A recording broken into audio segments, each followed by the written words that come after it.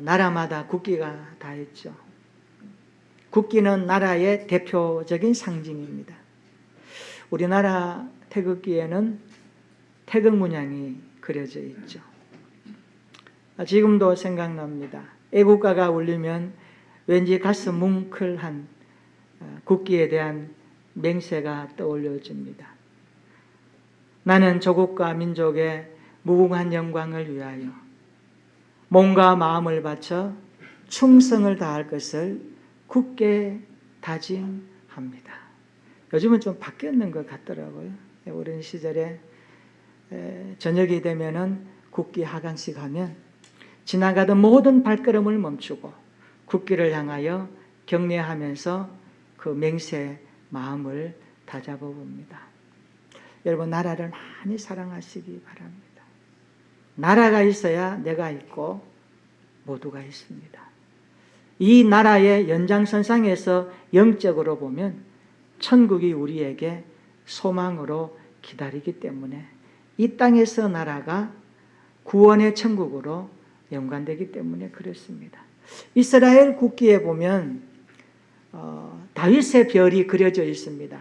삼각형을 이렇게 겹쳐가지고 그래서 꼭지가 6개 되죠. 지금도 이스라엘 나라는 다윗의 별 국기를 보면서 다윗의 후손임을 그들이 자긍심을 가지고 그렇게 살아내고 있습니다. 그런데 우리가 다윗을 성경의 역사에서 보면 대단한 인물로 봅니다. 맞습니다. 지금도 다윗은 우리에게 많은 것을 던져주고 믿음의 교훈을 주며 신앙생활의 도전과 저렇게 좀 살아야 되겠다라고 하는 그러한 동기부여를 주는 인물임에 틀림이 없습니다. 그런데 성경 여기저기에 보면 다윗도 인간인지라 연약함을 우리에게 보여줍니다.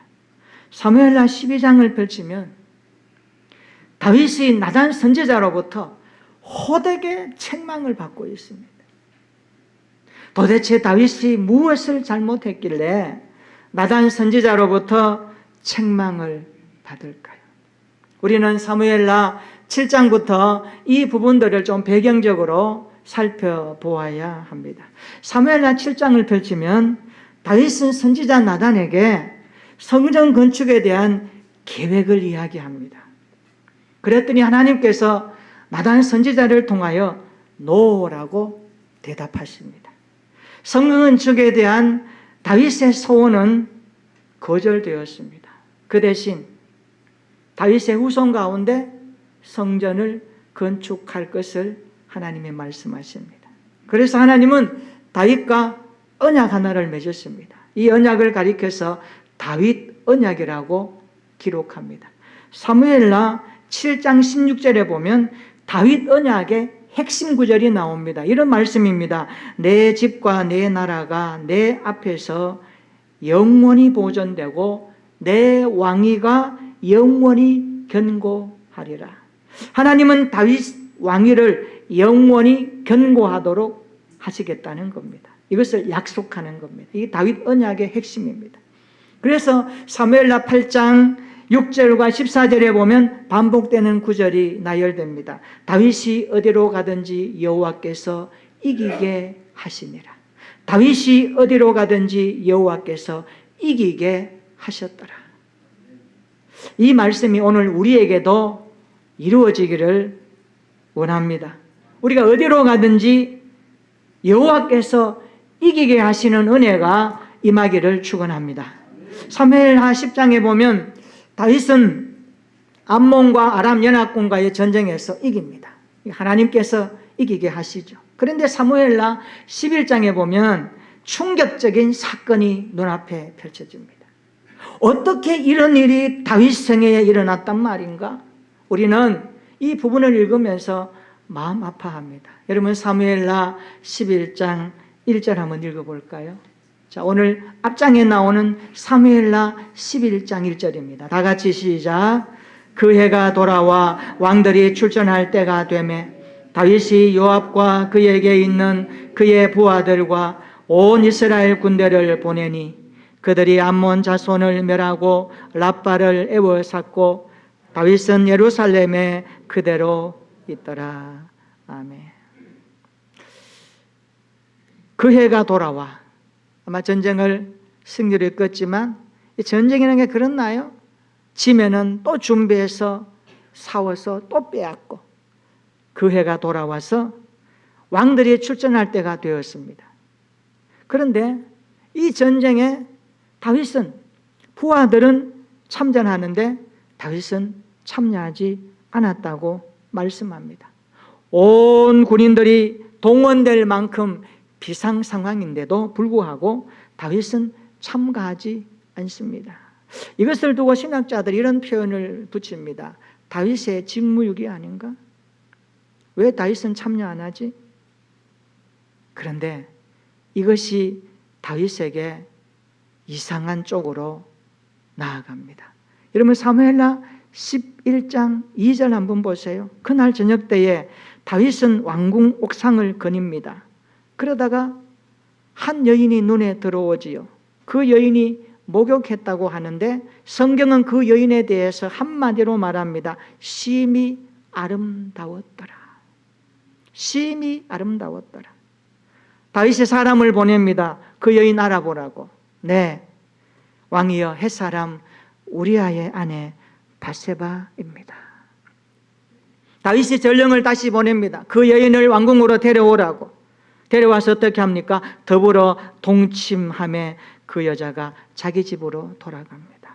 사무엘하 11장 5절 한번 볼까요? 그 여인이 임신함에 사람을 보내어 다윗에게 말하여 이르되 내가 임신하였나이다 하니라.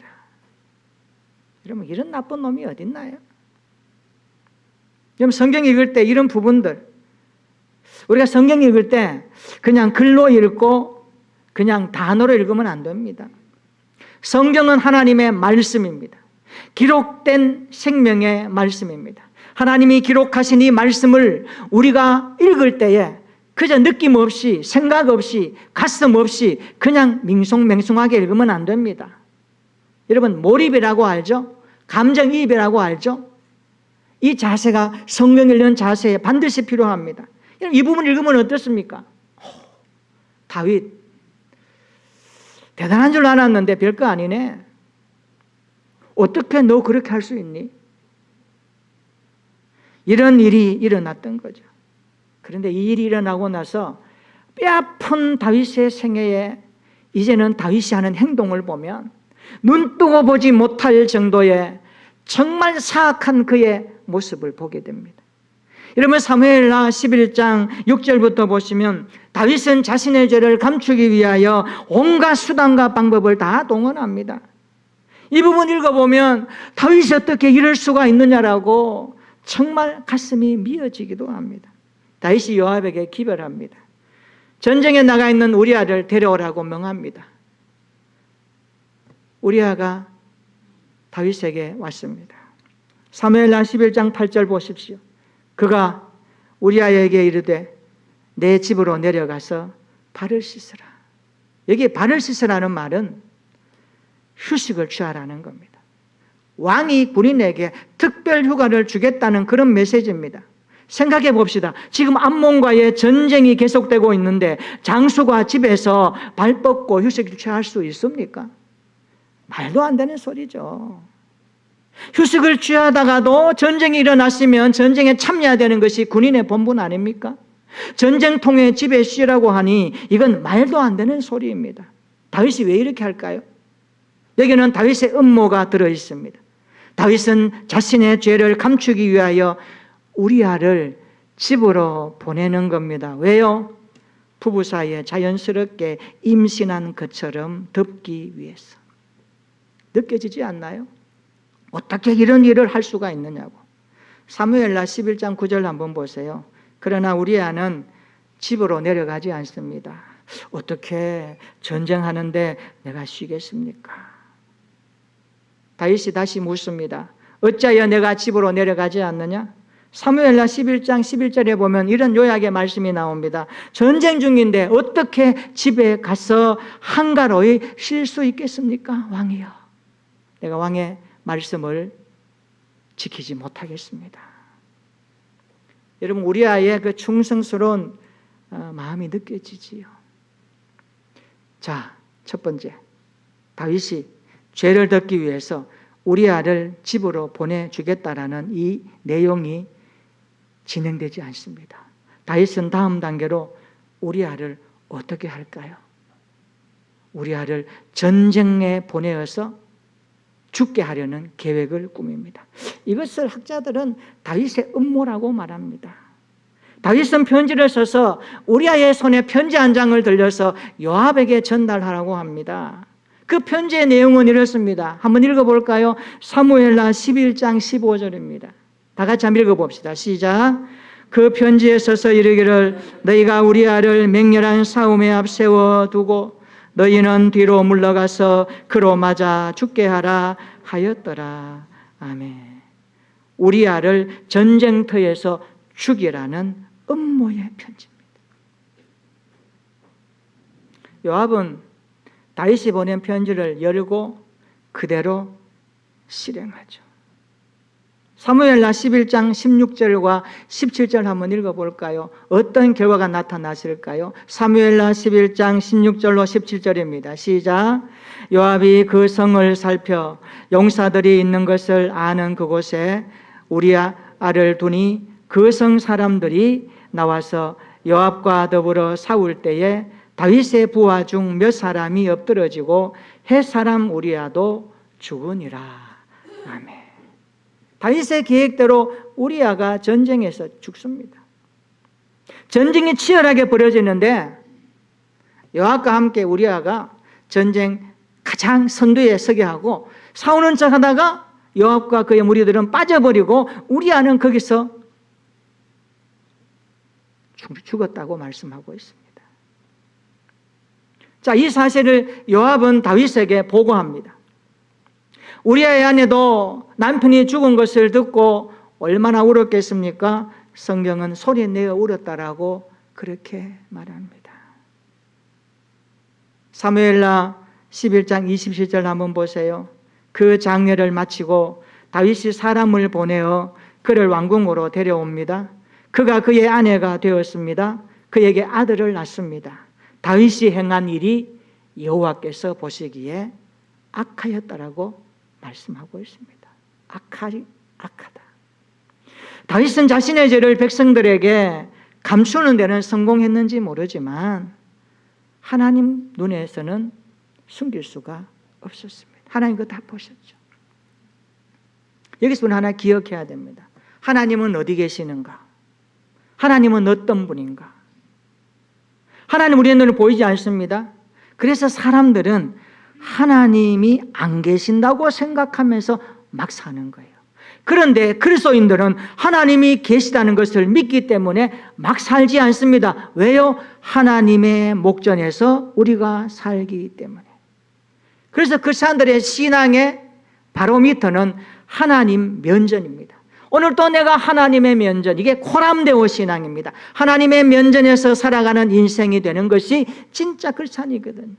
오늘 다윗은 하나님을 믿는 그리스도인이라고 하면서 그는 하나님을 생각하지 않습니다. 자기의 죄를 가리고 죄를 은폐하고 죄를 숨기기에 급급했습니다. 얼마나 악랄한 그의 모습이 그려집니까? 성경은 다윗이 행한 그 일이 여호와 보시기에 악하였더라고 말씀합니다. 여러분, 여기에 쓰인 악하였더라 이 말은요, 라라는 히브리어 단어인데 뜻은요, 깨지다라는 뜻입니다. 무슨 말씀입니까? 하나님과의 정상적인 관계가 깨졌다는 겁니다. 죄는 관계를 깨뜨립니다. 죄는 관계를 파괴합니다. 우리가 이것을 바라보면 하나님께서 이 관계를 회복시키기 위하여 그리스도 예수를 보내주셔서 십자가의 화목제물 되게 하신 그 하나님의 마음이 느껴져야 합니다. 하나님께서 다윗에게 나단 선지자를 보냈습니다. 이제 하나님이 하시는 해결 방법입니다. 나단 선지자는 다윗의 죄를 직접적으로 꾸짖지 않습니다. 한 예화로 이야기를 소개합니다. 한 성읍에 두 사람이 있었습니다. 한 사람은 부자이고 한 사람은 가난한 사람입니다. 부자에게는 양과 소가 참 많았습니다.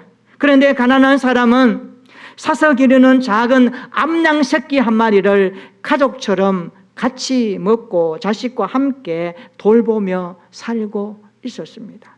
그런데 어느 날 어떤 행인이 부자에게 찾아왔네요. 오랜만에 오는 것 같습니다. 그래서 이 부자가 그 행인을 위해서 뭔가를 좀 준비해야 됐는데 자기 집에 있는 거 잡아서 양이나 소를 잡아서 대접하면 얼마나 좋았겠습니까? 그런데 부자는 그 행인에게 자기의 양과 소를 잡지 않았습니다. 가난한 사람의 그 양 한 마리를 빼앗아다가 행인을 접대했습니다. 이 이야기를 듣고 있던 다윗이 어떻게 반응할까요? 성경은 분노했다라고 말합니다. 요즘으로 말하면 이런 죽일 놈 같으니라고.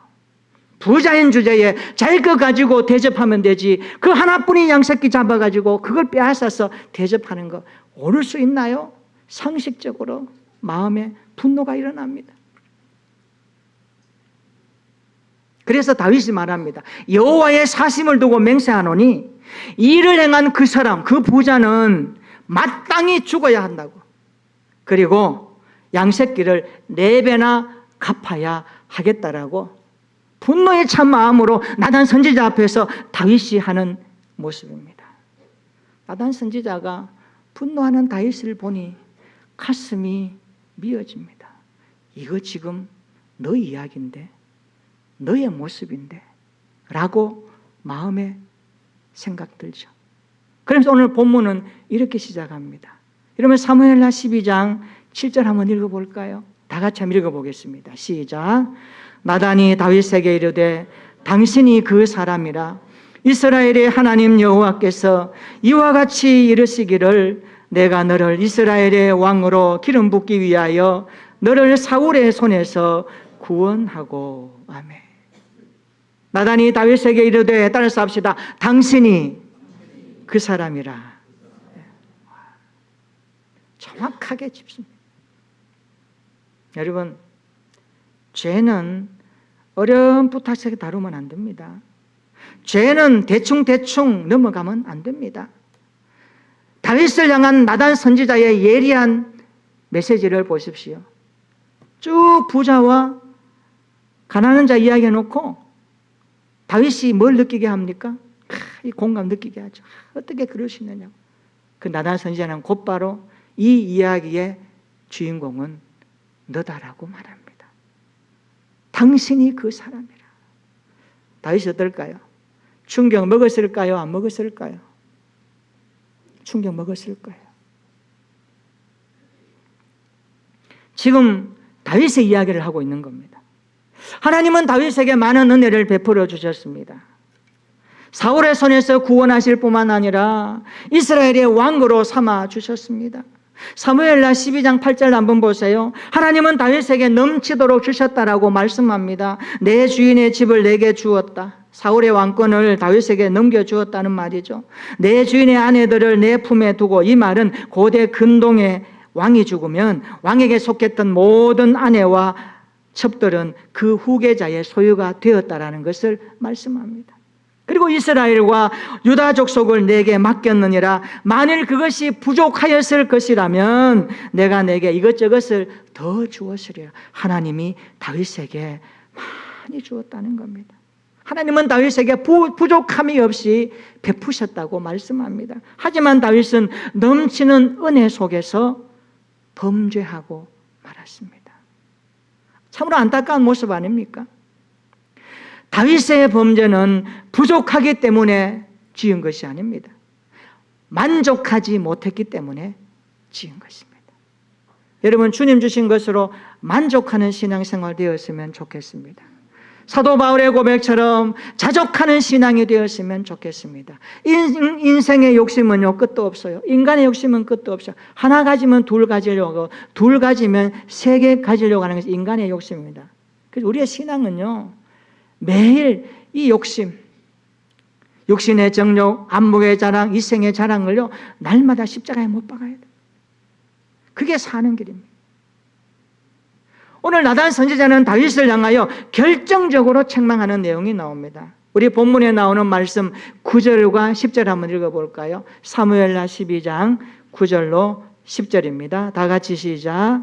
그러한데 어찌하여 내가 여호와의 말씀을 업신여기고 나 보기에 악을 행하였나이까? 내가 칼로 햇사람 우리아를 치되 암몬 자손의 칼로 죽이고 그의 아내를 빼앗아 내 아내로 삼았도다. 이제 내가 나를 업신여기고 햇사람 우리아의 아내를 빼앗아 내 아내로 삼았은즉 칼이 내 집에서 영원토록 떠나지 아니하리라 하셨고. 여러분 9절과 10절에 반복하여 나오는 말씀이 나옵니다. 내가 여호와의 말씀을 업신여기고 내가 나를 업신여기고. 여기 업신여기고 이 단어는 다윗이 범죄하게 된 근본적인 원인을 체크하는 단어입니다. 오늘 설교 제목을 여기서 땄습니다. 우리의 신앙생활의 근본 논리가 무엇일까요? 우리의 신앙생활의 근본 중에 근본 논리가 무엇일까요? 오늘 신앙생활의 근본 논리를 가지고 살아야 됩니다. 근본이 흔들리면 믿음이 흔들립니다. 뿌리가 흔들리면 인생이 흔들립니다. 오늘 우리 인생 가운데 신앙생활의 근본 논리가 무엇일까요? 신앙의 뿌리가 무엇일까요? 오늘 저는 이 두 가지 말씀으로 저와 여러분들에게 신앙을, 믿음을 한번 점검했으면 좋겠습니다. 신앙생활의 근본 논리는 첫째로 말씀을 업신여기지 말라입니다. 따라해 볼까요? 하나님의 말씀을 업신여기지 맙시다. 여기 업신여기고 이 단어가 바자라고 하는 히브리어 단어인데 뜻은 멸시하다, 경멸하다, 싫어하다 이런 뜻입니다. 그럼 생각해 봅시다. 그리스도인들이 하나님의 말씀을 경멸하고 멸시하고 싫어하면 되겠습니까? 내가 낳은 자식이 부모의 말씀을 경멸하고 멸시하고 싫어하면 되겠습니까? 인간이 범하는 모든 죄는 결국 하나님을 업신여기는 데서 출발합니다. 하나님은 다윗의 범죄로 말미암아 업신여김을 받으셨다는 뜻입니다. 바꾸어 보면 말씀을 업신여기는 것은 궁극적으로 하나님을 무시하는 행위입니다. 여러분 성경 말씀을 펴놓고 읽을 때마다, 주일마다 말씀을 들을 때마다, 여러분이 묵상하고 성경을 큐티할 때마다, 기도할 때마다, 하나님의 말씀 인용할 때마다 여러분 인생 가운데 하나님의 말씀을 업신여기지 않기를 주의 이름으로 축원합니다. 그 어떤 말씀이라도 주의 말씀을 존중히 여기며 귀하게 여기며 하나님으로 여기며 그 말씀 앞에 인생을 살아가는 신앙생활 되시기를 축원합니다. 여러분 바울의 신앙생활은 우리에게 많은 것을 도전합니다. 그는 우리의 신앙생활에 분명히 경고합니다. 갈라디아서 6장 7절 말씀 한번 읽어볼까요? 갈라디아서 6장 7절입니다. 우리 다 같이 한번 읽어봅시다. 시작. 스스로 속이지 말라. 하나님은 업신여김을 받지 아니하시나니 사람이 무엇으로 심든지 그대로 거두리라. 아멘. 잘 기억합시다. 우리 속이지 맙시다. 하나님은 업신여김 받지 않습니다. 만약 하나님이 업신여김을 받으시면 뒤에 나오는 단어가 뭡니까? 그대로 하나님이 갚아주십니다. 심은 대로 거두는 겁니다. 하나님의 말씀을 업신여기며 살아가면 그 인생은 그대로 거둔다는 거고, 하나님의 말씀을 존중히 여기며 귀하게 여기며 생명처럼 여기며 살아가는 인생은 그 뿌린 대로 인생이 존중히 여김을 받고 귀하게 여김을 받고 하나님의 약속의 삶을 살게 된다는 말씀입니다. 오늘 저와 여러분들에게 이 말씀이 도전이 되었으면 좋겠습니다. 오늘 우리 시대에 하나님의 말씀이 얼마나 업신여김을 많이 받습니까? 여러분 오늘 본문을 보면 하나님의 말씀을 업신여길 때 나타나는 증상이 있습니다. 그 증상이 뭡니까? 사무엘하 12장 4절에 보시면 부자가 가난한 사람의 양새끼를 빼앗아다가 자기에게 온 행인을 접대합니다. 여기에 빼앗다라는 단어가 사용됩니다.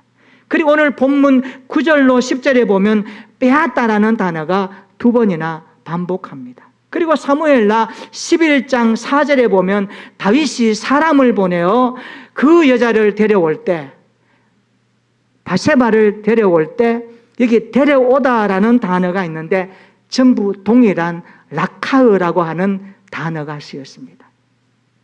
그러니까 사무엘하 12장 9절로 10절에 나오는 빼앗다라는 단어는 다윗이 이야기 속에 등장하는 부자가 한 마리 양을 가난한 사람에게서 빼앗다는 단어와, 그리고 다윗이 전령을 보내어 우리아 안에 바세바를 데려왔을 때에 데려오다라는 단어와 똑같은 단어입니다. 빼앗았다는 겁니다. 왜 빼앗았습니까? 하나님의 말씀을 업신여기니까 이런 증상이 나타나는 거예요. 하나님의 말씀에 빼앗아라는 단어가 굉장히 중요합니다. 인간이 하나님의 말씀을 업신여기면 죄를 짓고 그 죄는 빼앗는 것으로 나타납니다. 인간이 하나님을 경멸하고 하나님을 무시하고 하나님을 함부로 대하면 이런 일들이 나타나요. 여러분 인생에 하나님이 계시고 하나님이 여러분 인생 가운데 주인으로, 창조주로, 구원자로 든든하게 여러분 인생 가운데 서 계시면 이런 일들이 정리가 될 수 있습니다. 하나님의 말씀에 걸리기 때문에 하지 않는 거죠. 하나님을 멸시하고 싫어하며 경멸하는 곳에 반드시 이런 증상이 나타난다는 것을 확인할 수가 있습니다. 여러분, 우리가 교회를 세울 때에 교회는 그리스도의 몸입니다. 하나님께서 십자가 그 구속의 피로 교회를 사셨습니다. 교회는 에클레시아, 세상에서 부름받은 백성들의 모임, 공동체, 이것을 교회라고 합니다. 교회를 가지고 있는 성도들은 머리 대신 그리스도의 말씀을 붙들고 살아갑니다. 교회가 교회되는 것은 말씀 때문에 그렇습니다. 인간의 조직이 아닙니다. 어떤 사람이 교회를 개척했다고 그 사람의 교회가 아닙니다. 교회의 주인은 그리스도시고 우리는 그리스도의 몸에 붙은 지체의 역할을 할 뿐입니다. 연합하여 함께 그리스도의 몸된 교회를 세워가는 것입니다. 이게 교회 사역의 본질적 모습입니다. 그러므로 우리는 함께 형제 자매된 그리스도인을 향하여서 어떻게 되어야 됩니까? 함부로 대하면 안 됩니다. 오늘 이 말씀처럼 업신여기면 안 됩니다. 이것은 하나님 앞에서도 해야 되지만 사람 앞에서도 조심해야 될 부분입니다. 업신여기면 안 되죠. 그러면 사람이 업신여김을 당했다라고 느끼면 어때요? 감정이 상하거든요. 관계가 깨지거든요. 그래서 막 분노하고 싸웁니다. 교회는 모두가 예수 그리스도의 피값으로 구원받은 존귀한 그리스도인들입니다. 오늘 이 말씀을 통하여 우리의 신앙을 한번 정해 봅시다. 나는 하나님의 말씀을 업신여기지는 않았는가? 다윗이 여호와의 말씀을 업신여기고 나니까 죄를 짓게 되는 것은 불보듯 뻔합니다. 하나님께서 우리에게 주신 언어, 상대방을 존중히 여기고 귀하게 여기고 따뜻하게 대하며 그리스도의 몸된 교회를 아름답게 세워가는 은혜가 있기를 축원합니다. 그래서 우리가 하나님의 말씀을 존중히 여길 때 하나님이 우리를 귀하게 보시는 겁니다. 다윗이 왜 이렇게 합니까? 다윗의 마음에 하나님을 존중함이 없었기 때문입니다. 상대방을 존중함이 없었기 때문입니다. 우리 교회가 하나님을 존중함으로 서로 존중할 수 있기를 축원합니다. 말씀을 존중히 여기는 신앙생활 되시기를 축원합니다. 말씀을 업신여기지 않고 존중하는 믿음 생활로 하나님의 기쁨이 되었으면 좋겠습니다. 우리 신앙생활의 근본은 두 번째로 말씀의 울타리를 넘지 말라입니다. 따라해 볼까요? 말씀의 울타리를 넘지 맙시다. 여러분, 아담과 하와가 왜 범죄했을까요? 그들이 말씀의 울타리를 넘어가기 때문에 범죄했습니다. 창세기 2장 17절에 아주 중요한 말씀 하나 남기죠. 우리 한번 읽어볼까요? 창세기 2장 17절. 우리의 선조 아담과 하와가 왜 범죄했는가? 성경은 그 원인에 대해서 분명하게 기록합니다. 창세기 2장 17절 읽어볼까요? 시작. 선악을 알게 하는 나무의 열매는 먹지 말라. 내가 먹는 날에는 반드시 죽으리라 하시니라. 아멘. 하나님이 허용하신 게 있어요. 그러나 금하신 게 있어요. 꼭 기억하셔야 됩니다. 우리가 믿음 생활할 때 성경을 보면서 하나님을 알아갈 때 하나님이 허용하신 것은 마음껏 하셔요. 하나님의 누려라고 주신 복입니다. 그런데 하나님이 너 여기까지야 라고 금하는 것은 넘어가면 안 돼요. 이게 금도라고 그러죠. 넘어가면 안 돼요. 월권행위라 그러죠. 아담과 하와가 하나님의 말씀을 넘어간 거예요. 창세기 2장 17절 다시 보세요. 선악을 알게 하는 나무의 열매는 먹지 말라. 먹으면 반드시 죽는다. 말씀의 울타리를 넘지 말라는 거예요. 하나님 허용하신 그 울타리 내에서 너희가 마음껏 먹고 즐기고 누리라는 거예요. 하나님과의 관계가 파괴되기 때문에 하나님 그걸 아시기 때문에 금한 겁니다. 여러분, 말씀의 울타리를 넘어선 인간 역사를 보십시오. 창세기도 나오지만 가시덤불과 엉겅퀴로 수고하고 땀 흘리며 나아가, 이게 인생의 역사입니다. 그러다가 궁극적으로 죽음에 이르는 비극을 맞이합니다. 왜 그럴까요? 하나님의 말씀을 어겼기 때문에, 말씀의 울타리를 넘어섰기 때문에 인생이 누려야 될 복을 누리지 못하고 비극적인 최후의 인생의 궁극적인 심판은 사망입니다. 그래서 죄의 삭은 사망이라고 하잖아요. 유다서에 보면 거짓 교사들은 말씀의 울타리를 넘어선 자들이라고 경고합니다. 요한복음 10장에 보니까 예수님은 양은 목자의 음성을 듣는다고 그럽니다. 목자가 쳐놓은 양의 울타리를 넘어서지 말라는 것 아닙니까? 이 안에서 목자의 음성을 듣고 그분의 인도를 받으라는 주님의 메시지 아닙니까? 인간이 말씀의 울타리를 넘어가게 되면 죽는 비극이 찾아옵니다. 사실 이 비극 때문에 예수님이 십자가에 죽으신 것 아닙니까? 그리고 이것을 구원이라고 말씀하는 겁니다. 하나님은 말씀의 울타리를 넘어선 다윗에게 형벌을 내려주십니다. 여러분 10절로 한번 보세요. 뭐라고 하죠? 칼이 내 집에서 영원토록 떠나지 아니하리라. 무슨 말입니까? 싸움이 계속될 것이다. 죽고 죽이는 비밀이 나는 일이 너 가정에서부터 일어날 것이다 라고 하나님께서 범죄한 다윗의 가정에 내리는 형벌입니다. 그래서 사무엘하 11장 11절 보시면 말씀의 울타리를 넘어선 다윗에게 무서운 형벌이 따라옵니다. 그 집에 재앙을 일으키고 내 눈앞에서 아내가 빼앗기고 백주에 동침하는 일이 일어날 것을 말씀하고 있습니다. 실제로 사무엘하 13장에 보면 다윗의 큰아들 암논이 이병 누이 압살롬의 동생 다말을 막 범하게 되죠. 다말을 범하게 됩니다. 다윗은 다말의 소식에 분노하지요. 그러면 암논을 불러다가 좀 호되게 좀 나무라고 하면 될 텐데 그냥 처벌도 내리지 않고 그냥 지나갔어요. 그러니까 이 광경을 보고 있던 압살롬이 막 분노하기 시작합니다. 그래서 압살롬이 이 암논을 향하여 복수의 칼을 갈고 복수합니다. 언제 복수합니까? 2년 후에. 압살롬이 성경의 문맥을 보면 2년 동안 칼을 간 것 같아요. 무서워요. 무서워요. 압살롬이 털 깎는 날, 털 깎는 날은 즐거운 날입니다. 가족들이 다 모여서 함께 하면서 그 축제입니다. 축복입니다. 그런데 그날 그는 암논을 죽입니다. 그뿐만이 아닙니다. 사무엘하 15장에 보면 압살롬이 아버지 다윗을 향하여 칼을 들이대기 시작합니다. 이것을 압살롬의 반역이라고 말합니다. 다윗은 황급히 예루살렘을 떠나야 됩니다. 이런 일들이 다윗의 인생 가운데 일어났습니다.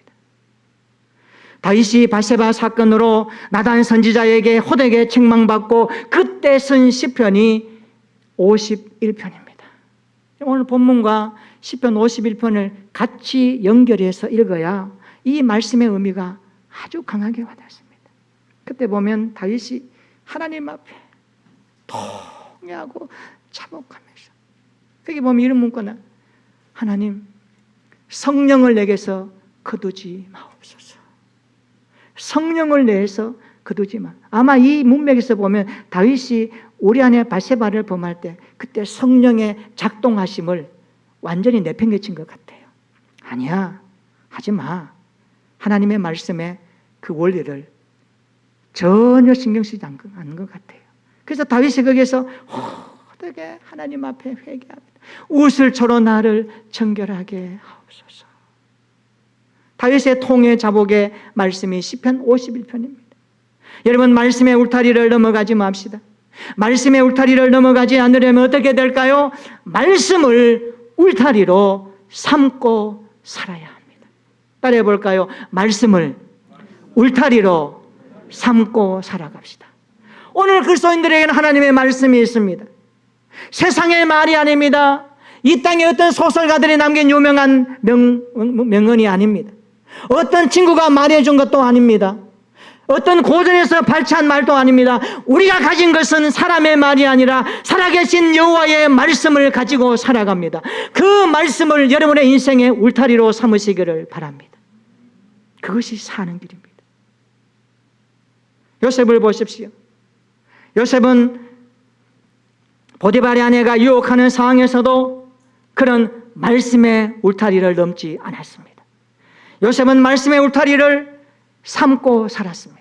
그래서 그는 말합니다. 내가 어찌 이 큰 악을 행하여 하나님께 죄를 지으리까. 그는 말씀의 울타리를 넘지 않았습니다.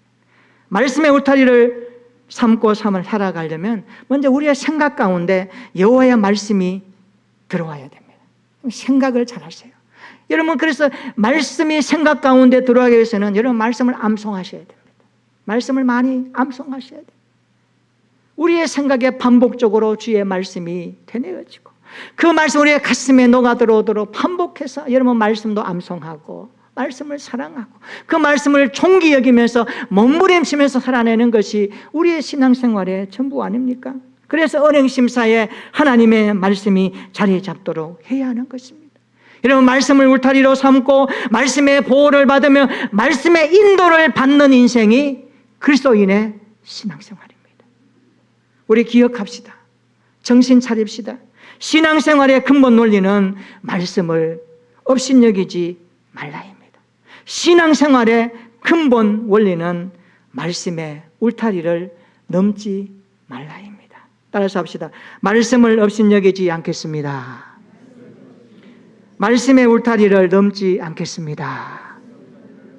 이 신앙생활의 근본, 이 말씀 붙들고 우리의 남은 생애도 주님 오실 그날까지 오직 말씀의 사람으로 믿음의 삶을 승리케 하는 하나님의 영광을 드러낼 수 있기를 예수님의 이름으로 축원합니다.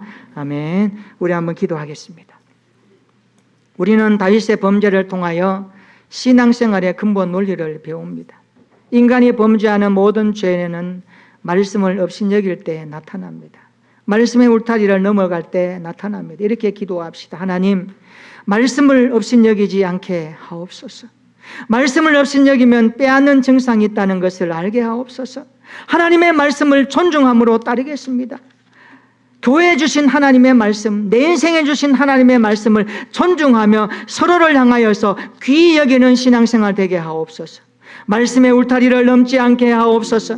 말씀의 울타리를 넘으면 육신적으로, 영적으로, 관계적으로 형벌이 따른다는 것을 깨닫게 하시고 말씀을 울타리로 삼고 살게 하옵소서. 생각과 은행심사에 말씀이 자리 잡게 해달라고 기도합시다. 그리하여 말씀을 존중하며 울타리로 삼고 말씀의 보호를 받으며 말씀으로 인도받는 우리의 생애가 되도록 하나님 앞에 기도하겠습니다. 전능하신 하나님 아버지, 다윗은 위대한 사람임에 틀림없습니다. 그러나 그의 인생 가운데 범죄하는 사실을 바라보며 여호와여, 하나님의 말씀을 업신여길 때 인간은 여지없이 무너지게 된다는 사실을 깨닫습니다. 하나님의 말씀을 업신여기지 않는 신앙생활 되고 싶습니다. 말씀을 존중히 여기며 말씀을 사랑하며 말씀이신 그리스도와 교제하고 대화하며 주님이 주신 그 말씀을 읽고 묵상하고 삶 가운데 녹여내기 위하여 오늘도 주신 말씀 마음에 새기고 살겠습니다. 하나님의 말씀을 존중함으로 따르게 하옵소서. 교회가 말씀을 존중하며 서로를 존중하며 세워가게 하옵소서. 말씀의 울타리를 넘지 않기를 원합니다.